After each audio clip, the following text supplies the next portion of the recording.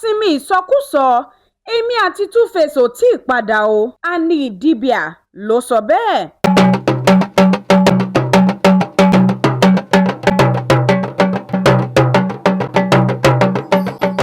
òṣèrébìnrin Idibia ti kó ìròyìn tó ń tàn ká pé òun àti ọkọ rẹ̀ tẹ́lẹ̀ gbajúgbajà òǹkọrin Two-Face Idibia ti padà dànù.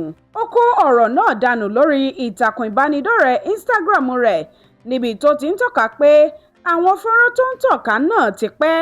Ó fi kún pé ìròyìn òfegè lásán ni. Àhesọ ọ̀rọ̀ náà bẹ̀rẹ̀ ní ọjọ́ Jímọ̀ tó kọjá lẹ́yìn tí fọ́nrán kan tó ti pẹ́ ṣàfihàn àwọn olólùfẹ́ tẹ́lẹ̀ rí náà níbi tí wọ́n ti ń fi ìfẹ́ hàn sí ara wọn nínú kílọ̀bù.